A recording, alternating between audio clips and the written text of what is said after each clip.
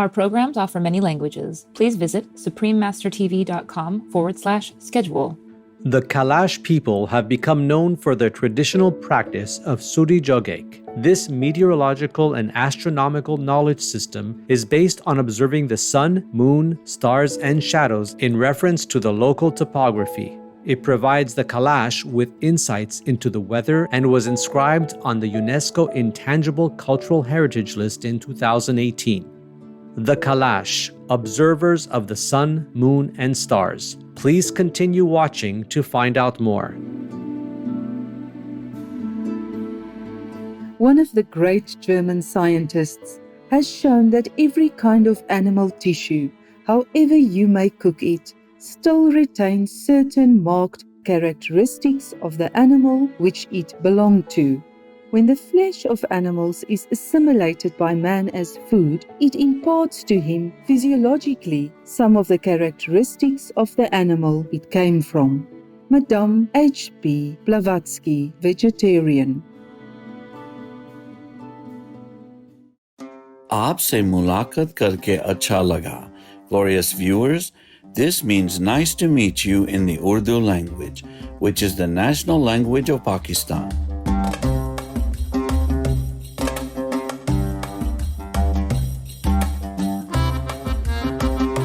I'm Imran. We are delighted to have your company for today's episode of Cultural Traces Around the World. In today's program, we'll journey to the remote mountainous regions of northern Pakistan to learn about the fascinating culture of the Kalash people.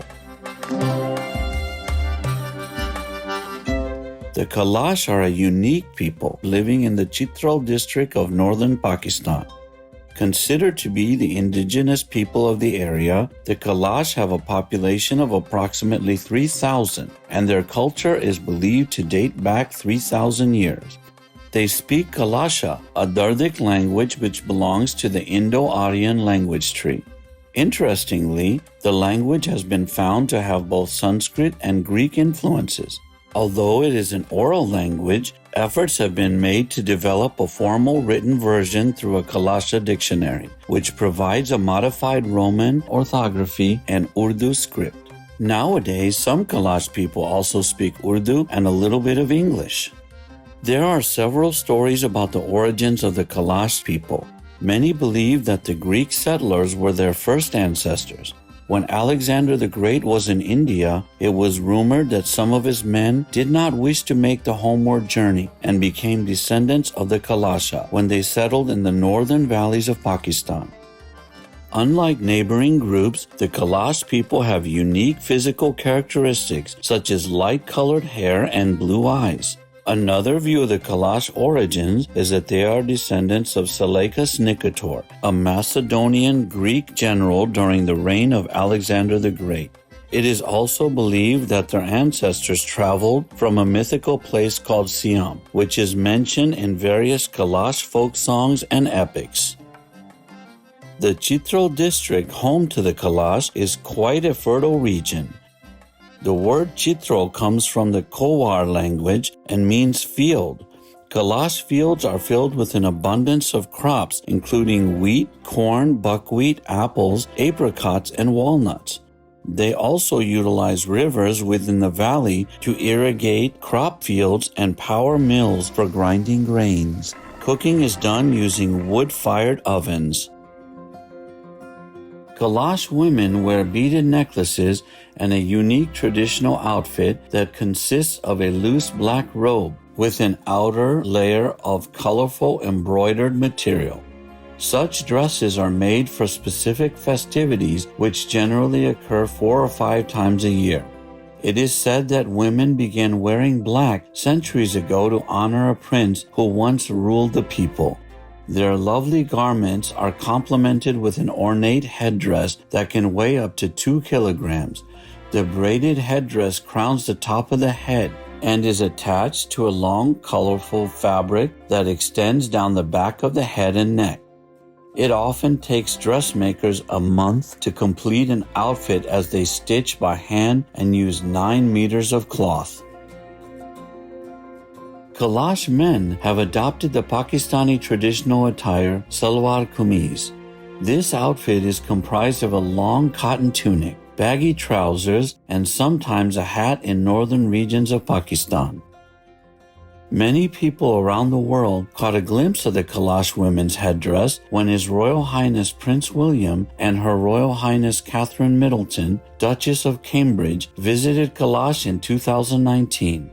The Duchess of Cambridge was presented with a colorful headdress which she wore as the royal couple watched the jovial performances of the cultural group.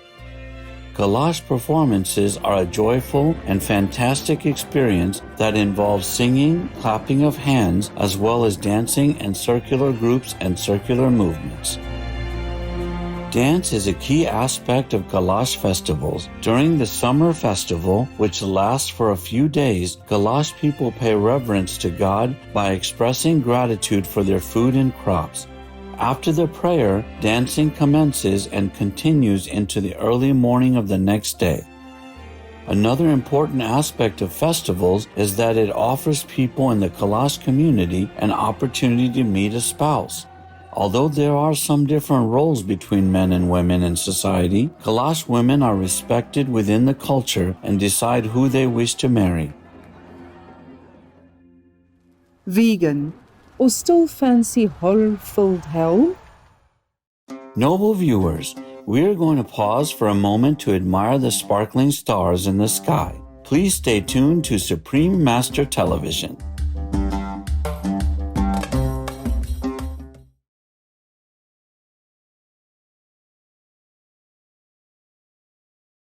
Welcome back to our show, The Kalash, Observers of the Sun, Moon, and Stars on Cultural Traces Around the World.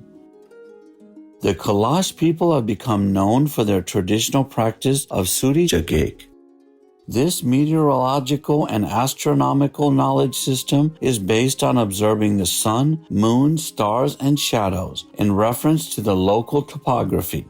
It provides the Kalash with insights into the weather and was inscribed on the UNESCO Intangible Cultural Heritage List in 2018. The practice is considered to be central to Kalash life, and UNESCO has brought attention to its significance, especially during the current climate crisis.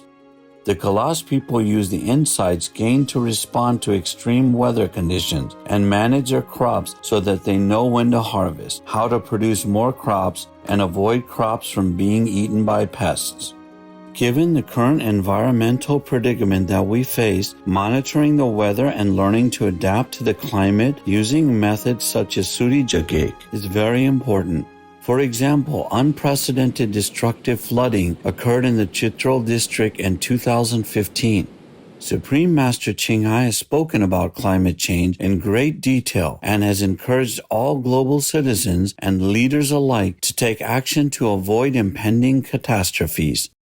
You see, we should not have waited until we have a catastrophe like this, or impending catastrophe to change. But nevertheless, you're right. It's possible that when we faced with such a great upheaval, then we will change and we make a leap into the next level. Especially now, we still have a little time to change. It's just that we need to act now, you see, to profit from this so-called catastrophic future that awaiting us. We have to act now for all of humanity, because along with our own survival and health, there is an entire planet that is in trouble. And everyone needs to be vegan to save it. It's a very simple solution that we might overlook. Because if we all change into vegan, put down the animal products, then we would have a dream world that I promise.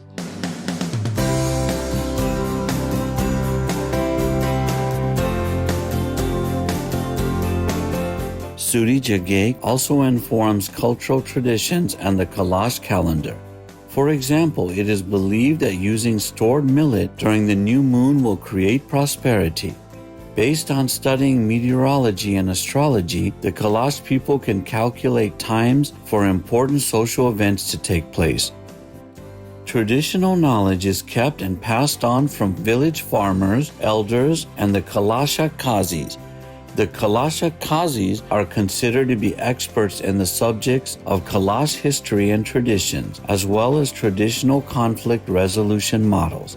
Such important information is passed down to the younger generations orally in the form of stories that relate to the position of the sun. One story tells of a time in the past when it was so cold within a 3-day period, the horns of the goat people split. By using Suri Jagek, the Kalash will be able to look out for signs that indicate cold temperatures coming again, and they can prepare for this by collecting firewood to keep warm.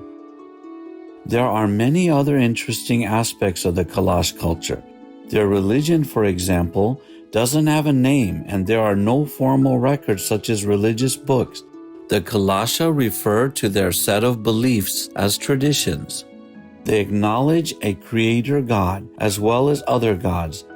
They believe that gods are linked to nature and various aspects of life, such as the goddess who protects one's home.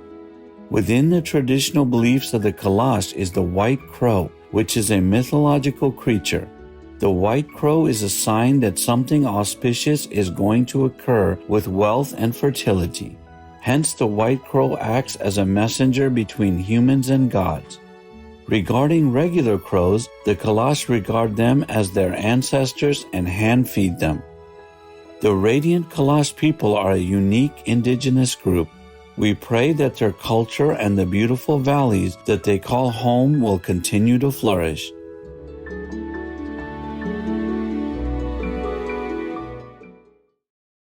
Continue to make war, so that your soul will never know peace forever and ever. You'll know only suffering and pain. Vibrant viewers, it's been a pleasure to have you with us as we explored the beautiful lifestyle and culture of Kalash communities. Coming up next is Make Your Routine a Priority for Positive Mental Health, right after noteworthy news here on Supreme Master Television.